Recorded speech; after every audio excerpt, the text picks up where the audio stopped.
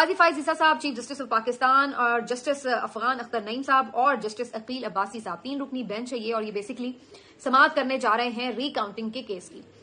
اس کا صرف مختصر سا بیک گراؤنڈ آپ کو میں بتا دوں کہ الیکشن کمیشن نے مختلف جو سیٹیں ہیں جو پی ٹی آئی کے کینڈیڈیٹ جیتے ہوئے تھے، پی ایم ایل این کے کینڈیڈیٹس نے ان کی جیت کو چیلنج کیا۔ الیکشن کمیشن نے نون لیگی رہنماؤں کے درخواست کے اوپر ری کاؤنٹنگ کی، اور ری کاؤنٹنگ سے پہلے پورا بندوبست کیا گیا۔ یہ میں کیوں کہہ رہی ہوں یہ میں ابھی آپ کو بتا دیتی ہوں۔ اور یہ جو ری کاؤنٹنگ ہوئی اس میں نون کے امیدواروں کو جتوا دیا گیا، اور اس طریقے سے یہ امیدوار اسمبلی میں پہنچنے میں کامیاب ہوئے۔ لیکن اس ری کاؤنٹنگ کے پروسیس کو پی ٹی آئی کے لوگوں نے جا کے ہائی کورٹ میں چیلنج کر دیا، اور ہائی کورٹ نے پی ٹی آئی کے جو امیدوار ہیں ان کو اس معاملے پر کہا کہ ان کی درخواست درست ہے، اور انہوں نے جو الیکشن کمیشن کا فیصلہ تھا اس کو کالعدم قرار دے دیا ری کاؤنٹنگ والا۔ تو اس طرح سے یہ نشستیں واپس پی ٹی آئی کو مل گئیں۔ اس کے بعد جو نون لیگی رہنما تھے انہوں نے لاہور ہائی کورٹ کا یہ فیصلہ سپریم کورٹ میں چیلنج کر دیا، اور سپریم کورٹ میں اب اس حوالے سے کبھی امکان ہے جو بینچ بنا ہے اس کو دیکھتے ہوئے کہ یہ جو نشستیں ہیں واپس پی ایم ایل این کو بھی مل سکتی ہیں۔ اور اگر یہ نشستیں پی ایم ایل این کو ملتی ہیں تو اس صورت میں بھی یہ تو نہیں ہے کہ 2/3 میجورٹی ایک دم پوری ہو جائے گی، لیکن یہ راستہ ضرور کھل جائے گا کہ اس کا مطلب ہے کہ اس طریقے سے بھی نشستیں اوپر نیچے مزید کی جا سکتی ہیں۔ حالانکہ اس کا امکانات پھر بھی میری نظر میں کم ہیں، کیونکہ جو یہ ری کاؤنٹنگ کا معاملہ ہوتا ہے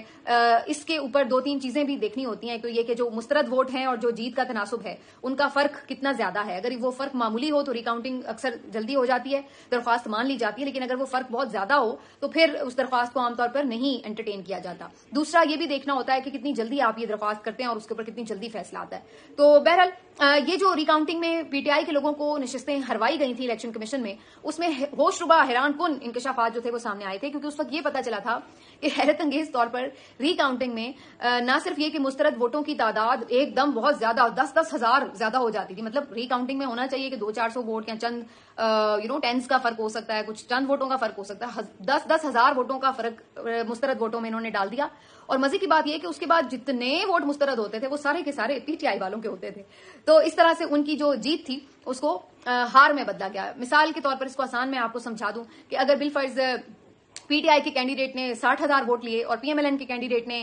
50,000 ووٹ لیے، اور مسترد ووٹ اگر کوئی بیچ میں 3-4 ہزار تھے، تو جب ری کاؤنٹنگ کی درخواست آئی اور اس کے بعد دوبارہ جب تھیلے کھولے گئے اور جب ری کاؤنٹ کیا گیا تو پتہ یہ چلا کہ جناب مسترد ووٹ 2,000 نہیں تھے بلکہ 12,000 تھے، اور اس وجہ سے جو سارے وہ اگلے 10,000 جو مزید ووٹ مسترد ہوئے وہ سب کے سب وہ تھے جو پی ٹی آئی والوں کو پڑے ہوئے تھے۔ تو اس طرح ان کی 10,000 کی جو لیڈ ہے وہ کم کر کے پی ایم ایل این کو جتوایا گیا۔ تو یہ ہم نے ایک پیٹرن دیکھا۔ اگر یہ ہوتا نا کہ مسترد ووٹ تھوڑے بہت کمی بیشی ہوتی تو لگتا کہ شاید جینون کاؤنٹنگ ہوئی ہے، ری کاؤنٹنگ ہوئی ہے، یا یہ ہوتا کہ پی ایم ایل این کے بھی ووٹ مسترد ہوتے، پی ٹی آئی کے بھی ہوتے، تو پتہ لگتا کہ جی کاؤنٹنگ میں کوئی گڑبڑ ہوئی ہے۔ لیکن یہ ایک ایسی کاؤنٹنگ میں گڑبڑ ہے جو صرف اور صرف پی ٹی آئی کے ووٹ ہی مسترد ہوئے ہوئے اور پی ایم ایل این کے نہیں ہوئے ہوئے۔ تو اس طریقے سے یہ گڑبڑ کر کے یہ نشستیں جو تھیں وہ پی ایم ایل این کی جھولی میں ڈالی گئی تھی۔ بہرحال جی اب اس کیس کا فیصلہ آنا ہے، اس لیے پی ایم ایل این بڑی اس پہ ہوپ فل ہے کہ یہ جو